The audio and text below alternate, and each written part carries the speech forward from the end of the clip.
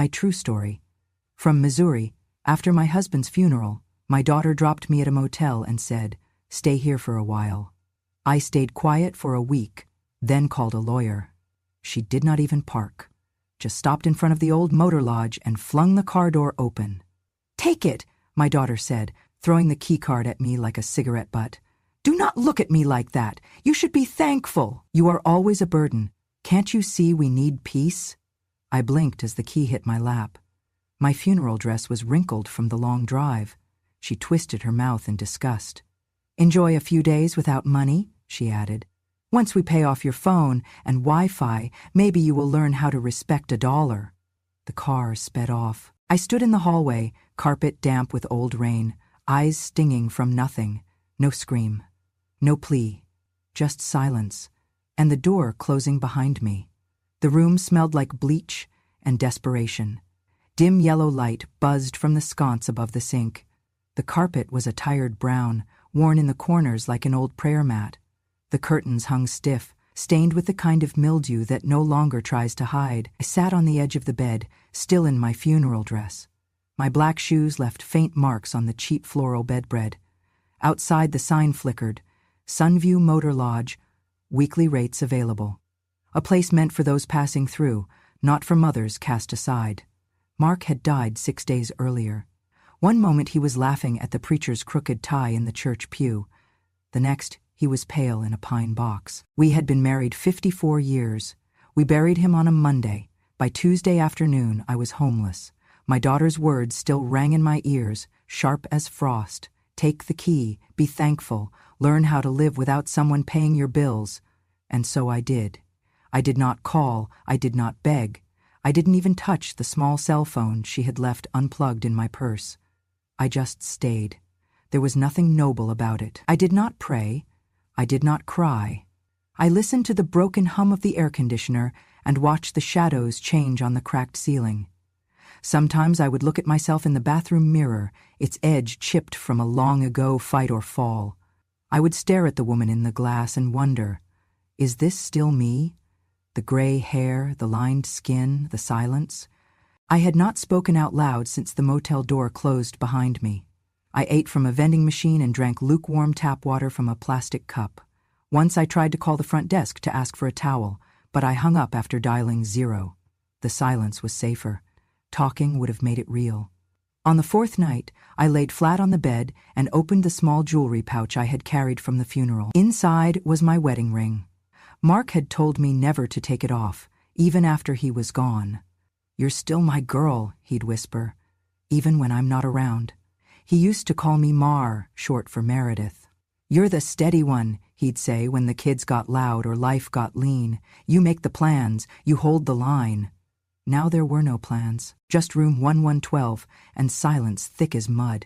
On the 6th night, I found myself opening an old envelope Mark had left in our safe deposit box, a copy I had stuffed in my coat pocket at the last minute before the funeral. I unfolded it carefully. My hands shook. It was a statement, just numbers, bank speak, but something caught my eye. There was a joint account I had forgotten, Mark's old retirement rollover. He had moved the funds 6 months before he died. The balance was updated just last month. $253,489.71. My breath caught. I looked again. The account had both our names, and beside the last note, Mark had scribbled in blue ink, barely legible, "If they forget to care for you, let this take your side." The tears did not come easy. They arrived like a slow leak in a dam, quiet, steady, and irreparable. I laid back down and held the paper to my chest. My husband was gone. But he had remembered, and now so would I. On the 7th morning, I returned the key to the front desk and asked for my phone. The woman behind the counter didn't look up. She slid the plastic bag across the counter like it contained trash. I carried it back to the room with both hands as if it were something sacred. The battery was dead, of course. I found an outlet behind the dusty mini-fridge and waited. The blue glow of the screen flickered back to life like a breath returning after a long sleep. There were 36 missed calls, none from my daughter. Most were automatic voicemails, pharmacy refills, appointment reminders. But there, buried in the spam, was a subject line that stopped my heart. Account update. Joint owner confirmation. It was from Mark's bank. I clicked. The email was dated 3 weeks ago, 2 days before the heart attack that took him. It confirmed a joint update on a retirement account.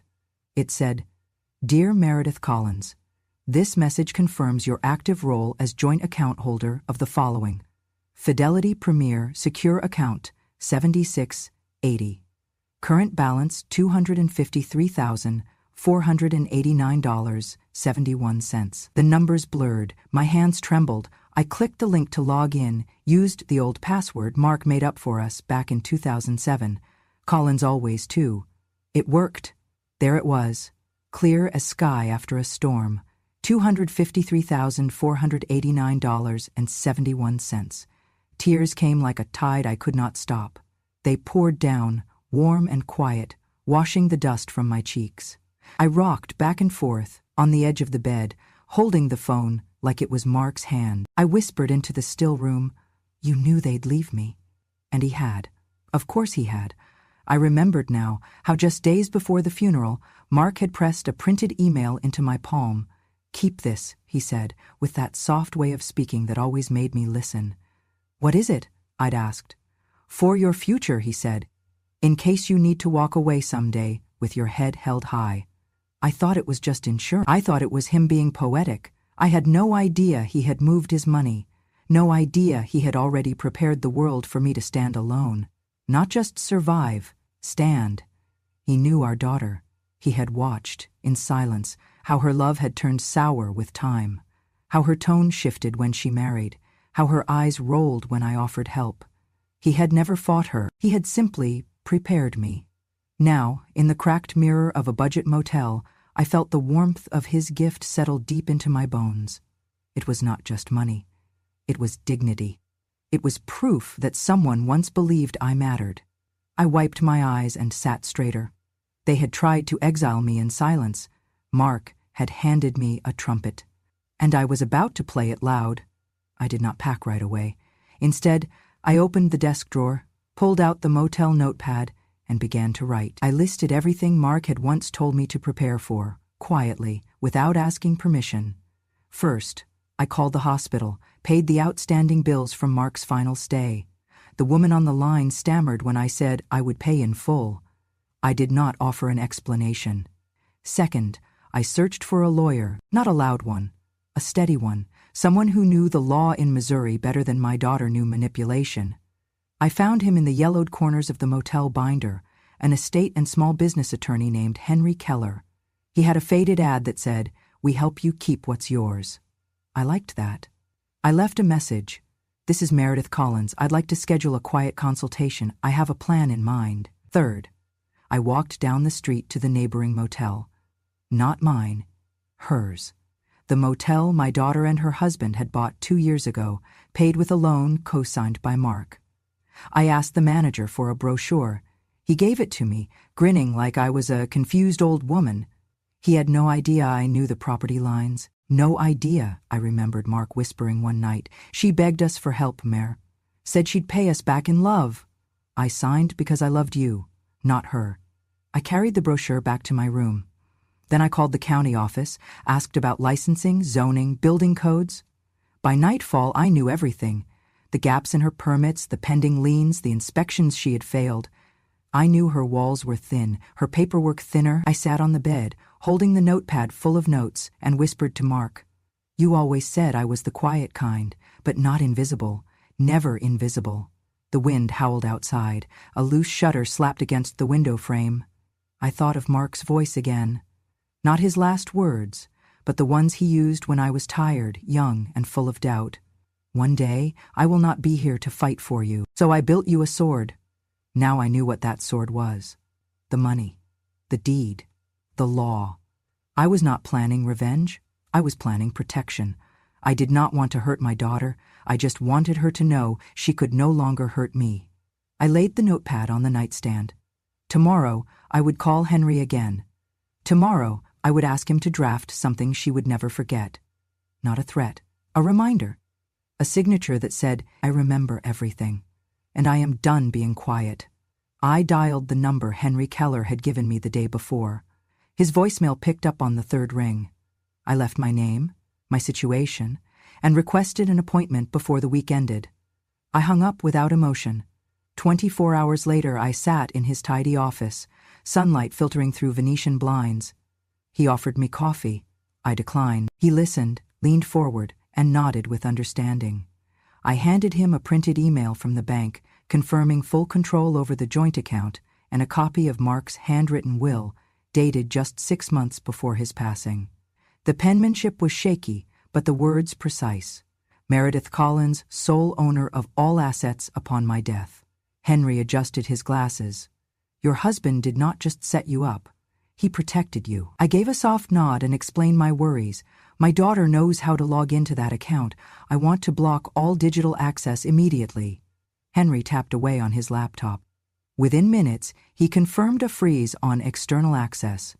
Only you and I will have withdrawal privileges, he said. They'll need a court order to trace activity. Next, I brought up the motel. The property next door, built and managed by my daughter and son-in-law, was sitting empty. She maintains permits, I said, but I want to discuss securing my interest in that motel. She had used Mark's loan to build it. He never saw repayment. It sat in limbo, no trust set up. Henry reviewed the paperwork I'd brought and added it to his pile. You're officially recognized as co-owner. Your daughter's name is on the loan documents because Mark co-signed, but the property sits in his estate and therefore now in yours. I felt a cold calm rush through me. He continued, I can draft a petition for a court order to partition the property. We can ask the court to force the sale or allow you to manage it. We can also file an issue preventing any refinancing or sale without your signature. I swallowed, holding his gaze. I don't want to ruin her life. I just want to make sure I am not erased again. He offered a supportive smile. We'll make this about fairness, not punishment, but legally sound. We agreed. He would file the necessary documentation immediately, request asset freezes, and prepare a petition for property partition. That afternoon, I sat back in the motel room. I opened my notebook and listed what had already changed. No one else can touch my money. I can decide the fate of the motel. I can walk away or step in. The power felt unfamiliar but not frightening. I thought of Mark again, his voice warm and steady. This gift isn't just money, it's trust. Mine for you to carry on. I closed my eyes, sensing a weight lifting. It was time to live, not just exist. I picked up my phone and I stared at my daughter's contact name. I felt no need to call her. I waited. The legal process would speak for me.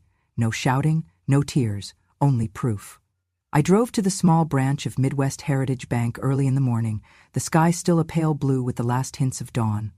Inside, I took a deep breath, smoothing my widow's blazer before stepping up to the teller's window. I laid out the paperwork from Henry, the asset freeze notice, the court-approved ownership documentation, and a stack of checks from my joint account. The teller, a young woman with nervous eyes, scanned the documents, called over a manager, and asked, "You're purchasing the motel?" I nodded. "Yes. I want to take full ownership." The manager reviewed everything, stamped forms, and finally returned them. "Congratulations, Mrs. Collins. Your account is clear and property documents will be updated by this afternoon." Relief washed over me. From the bank, I drove a few blocks to the adjoining motel property. Sunlight hit faded red letters above the door, Sunrise Suites. The building leaned slightly, peeling paint, the parking lot cracked with weeds. I pulled into a vacant spot and stepped out, feeling the late morning air sting my lungs. I hadn't arranged an appointment, only dropped by. A burly man in a faded polo shirt came out from the old office building beside it. "You Meredith Collins?" he asked, cautious. I nodded.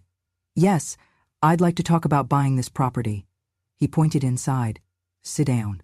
Inside, a dusty office smelled of old carpet and stale coffee. He introduced himself as Frank, the on-site manager hired by my daughter's company. We talked quietly. Frank had been making payroll, paying utilities, but without a real owner he wasn't sure what would happen. I offered him a contract to stay on if he wished, and fair compensation down the line. "I'm here to buy the property outright," I said, handing over paperwork Henry had prepared. Frank raised an eyebrow. "They didn't tell me they were selling." I paused. "They didn't know I could." He looked at the documents, nodded slowly. "You're legit. Okay then." He stood. shook my hand. "Welcome aboard, Mrs. Collins." That afternoon, after signing the transfer paperwork at the courthouse, I bought paint, new light fixtures, and fresh curtains. I found a local sign painter who stayed up late customizing my logo, Meredith's Rest. It was simple, dignified, in pale blue and gold, colors I always admired in my late husband's favorite pocket watch. At night I walked the property, with Henry at my side. The main office was cleaned and painted. A small break room, once used by corporate guests, now bore a floral rug and a chalkboard reading "Welcome to Meredith's Rest." The long hallway of rooms was quietly rekeyed, new linens folded on each bed. The lobby smelled of fresh lavender. Henry asked, "Are you going to run this?" I paused, running my hand over the polished wood desk. "I am? I will." He smiled, impressed. "Your husband would be proud." I closed my eyes, remembering Mark's words before his last hospital stay. "One day, I'll leave you something they cannot take, something no one can throw you out of." That was my moment. I opened my notebook and scribbled the final line of our love letters. "You always said the world would respect ownership more than feelings. You were right." Then I smiled. By the next morning I was organizing a small opening, no fanfare, just fresh-baked cookies at the desk and a few local guests who appreciated the quiet charm. I greeted each visitor, asked after their journey. I found the old lobby sofa sturdy enough to sit beside clients, listening. It felt like new. A faint memory drifted through my mind of Mark teaching me numbers on that sofa years ago. This time, I was counting beds, keys, invoices. This time, it was mine. That afternoon, I walked across the parking lot to meet Frank. He handed me a list of maintenance concerns. "Water heater's older," he said. "But we can handle minor repairs. I have a plumber on call." I nodded and took the list. "Thank you, Frank." He paused, his face softer. "Mrs. Collins, thank you for giving me a real job again." We shook hands, and I realized what I had really done. I had taken back more than property. I had taken back purpose, and maybe given someone else a second chance, too. Back in the office, I placed a framed photo of Mark and me behind the desk.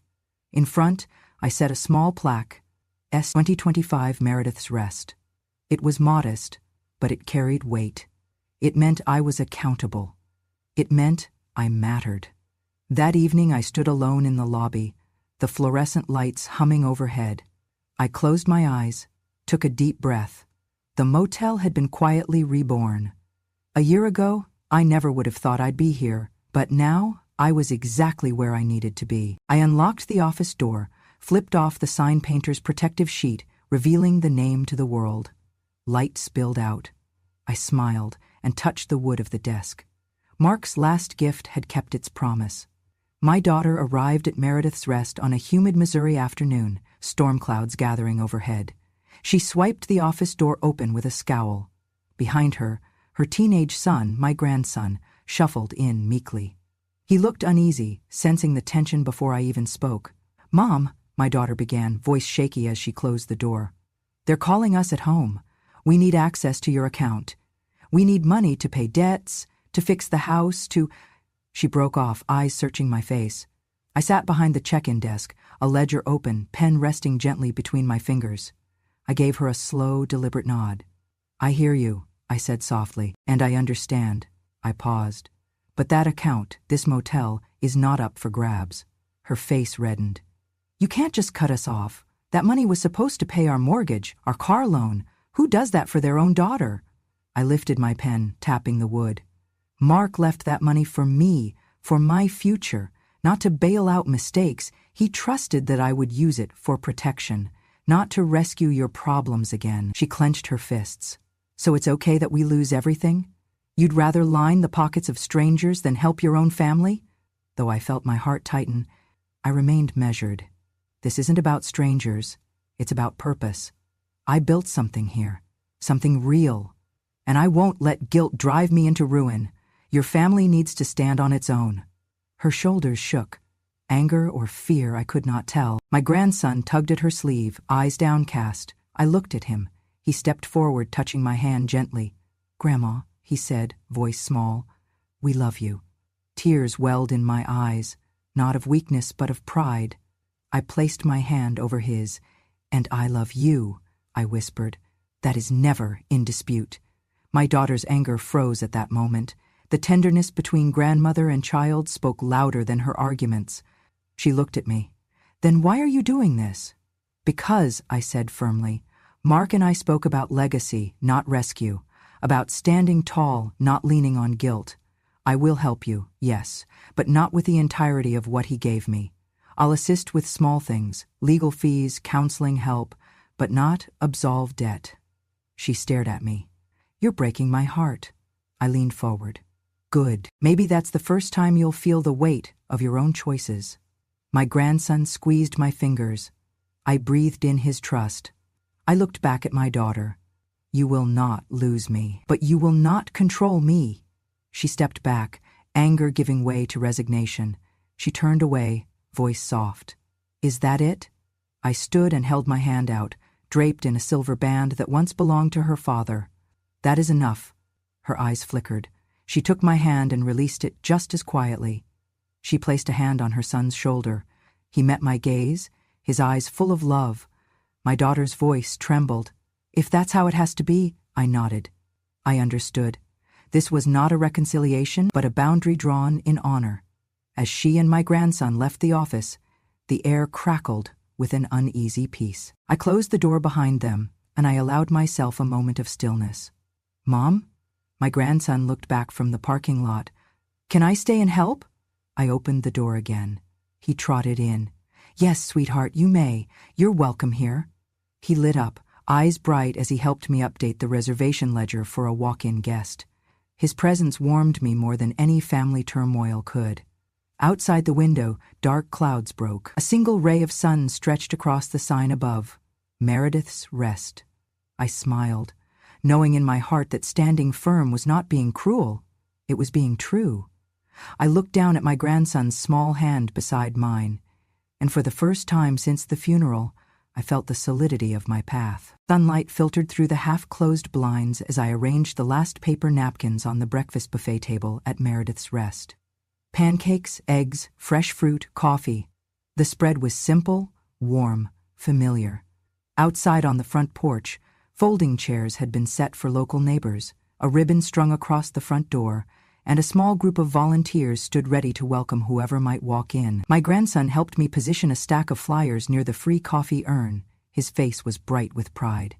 I wore a calm smile as the townspeople gathered.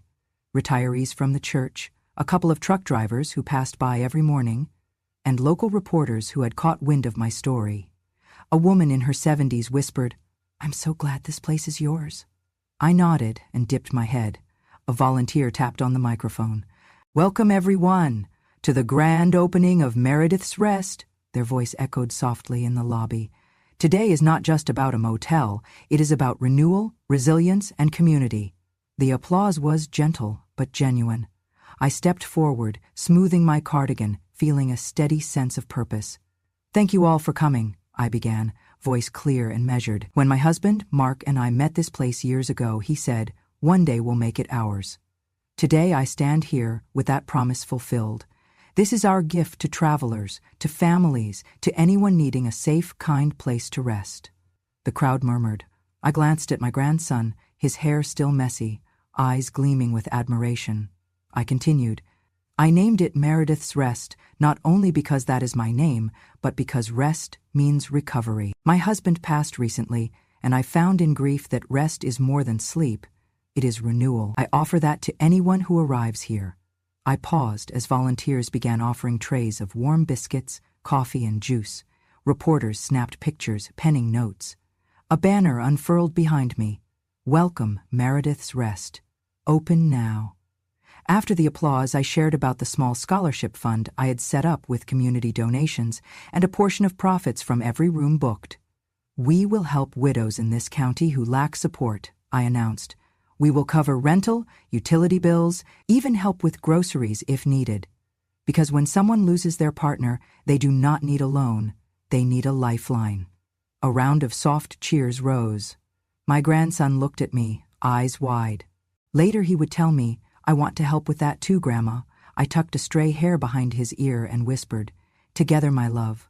By midday, the motel lobby was warm with conversation and smells of breakfast. One of the truck drivers, a gruff but friendly man named Carl, came forward.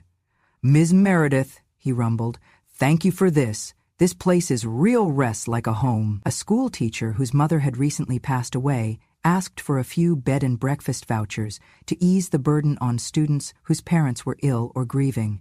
I handed them over with a smile. In a corner, a local reporter approached. "Mrs. Thompson at the Tribune would like to write a story." I nodded. "Please tell them this. A widow reclaimed her life and built one of kindness in its place. But I did not do it alone. I gestured to a volunteer, then to my grandson, and finally to the small but growing crowd. When questions were asked, I stayed humble, reminding everyone I was just one woman trying to pay forward the kindness Mark and I had received in our lifetime. I paused as the ribbon was cut. My grandson said, "Ready?" I took his small hand, and together we pulled the ribbon. I heard applause again, this time richer, warmer. A volunteer handed me a hot cup of coffee. I closed my eyes and breathed in the moment, the scent of fresh grounds and the soft rustle of neighbors greeting neighbors. After the ceremony, I moved to the side table, where the scholarship donation box stood. A line had formed. Elderly ladies pinched dollar bills in envelopes. A mother slipped in a check. My grandson dropped in a few coins he had saved. I watched them, gratitude swelling inside me.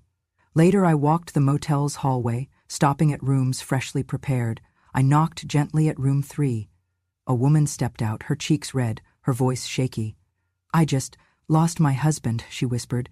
"Your place gave me somewhere my daughter didn't. Thank you." I placed my hand on her shoulder. "You are welcome here, always." She nodded, tears in her eyes, and hugged me. By afternoon, the local news crew was interviewing me at the front porch. "Mrs. Thompson asked why you chose to open your home to strangers," the reporter asked on camera. I paused, looking down the empty parking lot, the motel sign shining in the soft sunlight. "I lost my partner," I said softly. "I know how deep loneliness can feel. I want every traveler, every widow, every weary soul to find a soft place to sleep, a warm meal, and a hand extended in kindness. That's why I named this place Meredith's Rest." They cut. A neighbor from down the street patted my hand. "You did good, Mara." That evening, after guests had checked in and dinner was cooling in the kitchen, my grandson came to stand beside me. "Gran, you're a real hero." I leaned and kissed his cheek. "No, darling, I'm just a woman who remembered what love built and decided not to let grief break it." The crowd had come. The motel was filling.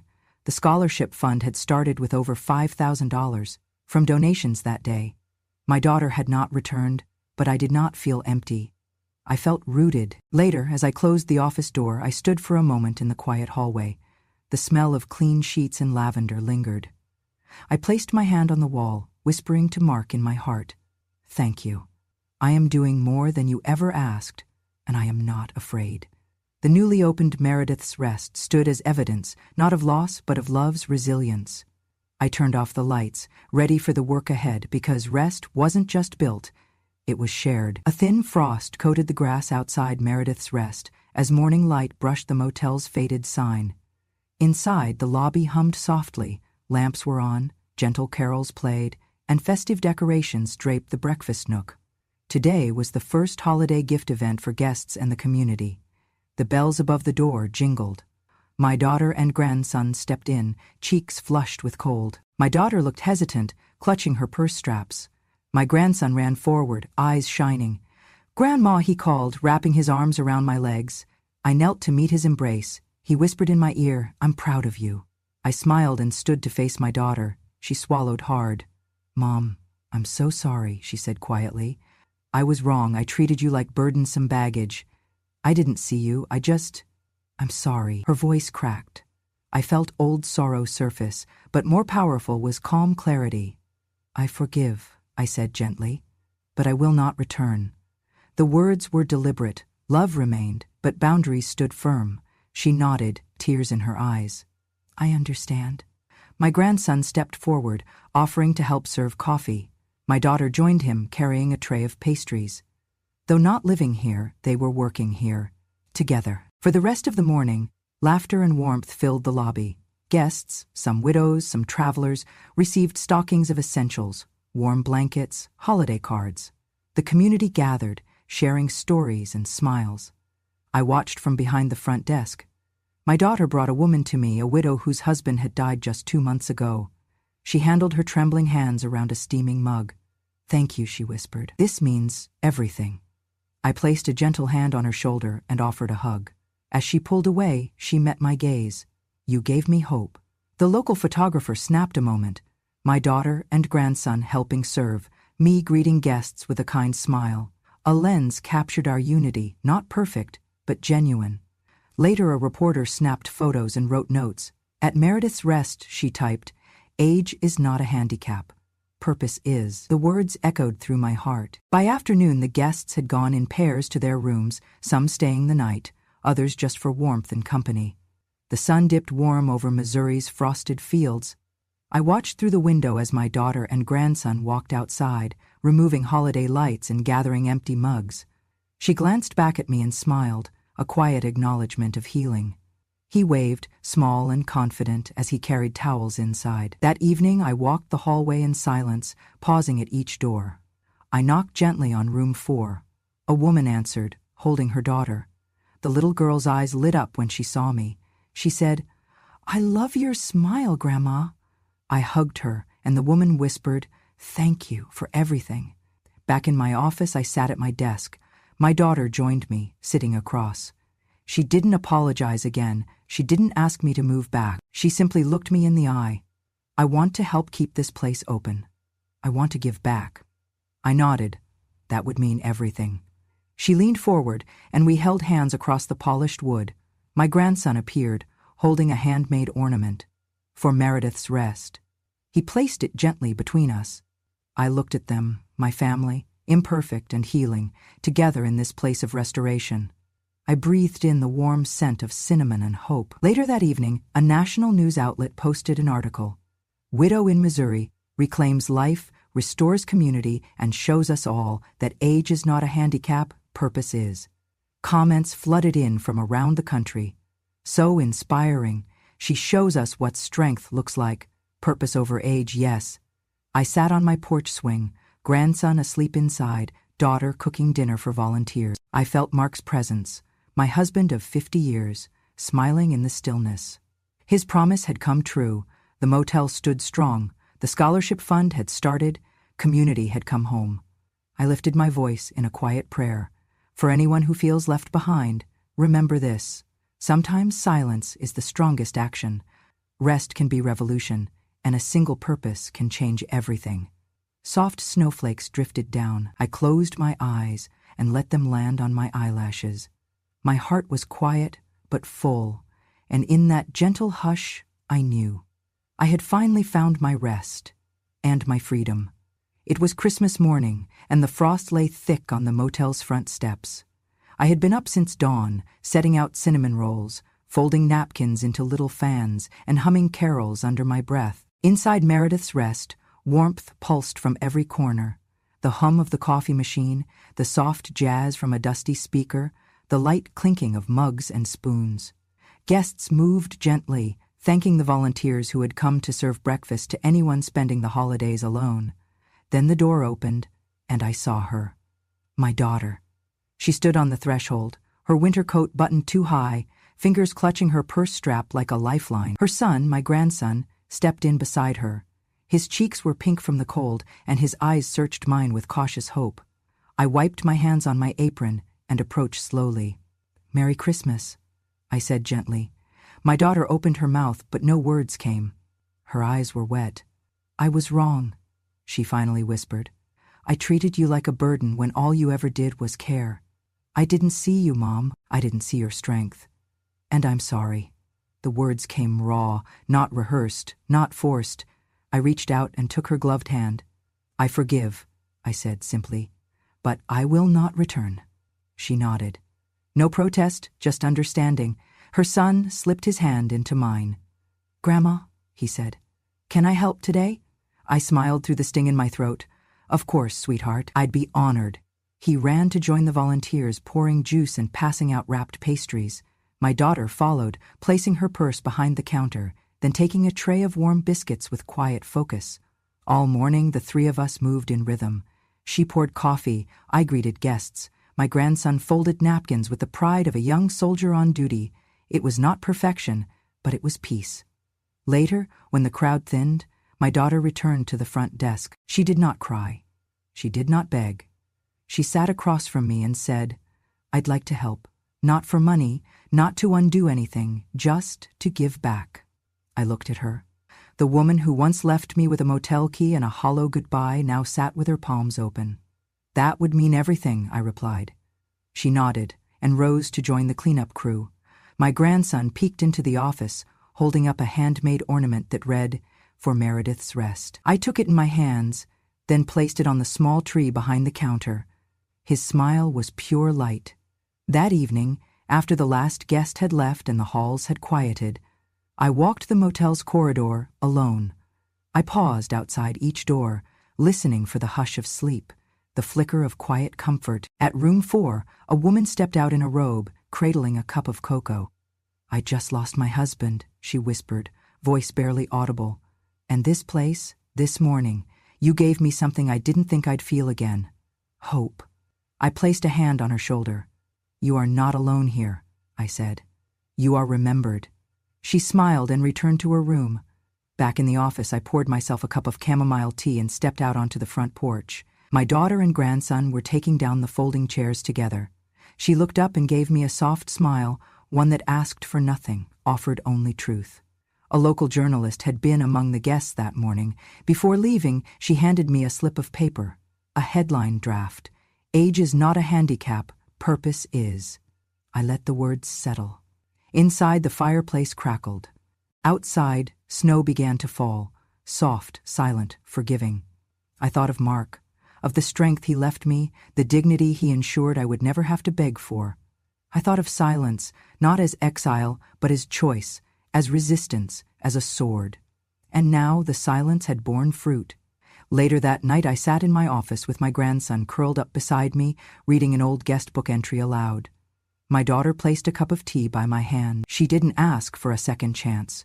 She earned it with her presence. I leaned back, listening to the hush of the motel, the small, sacred sound of people resting without fear. The sign above the door read, "Meredith's Rest." And finally, I believed it. Not just a place to sleep, a place to heal, to remember, to begin again. And in that stillness, I whispered a final truth for anyone who might be listening. If they try to leave you behind, build forward. Not out of revenge, but out of remembrance. Sometimes the quietest revolution begins with one locked door, one remembered name, and one woman who refused to disappear. If you are feeling cast out or forgotten, remember, sometimes silence speaks louder than words. It takes courage to walk away, and even more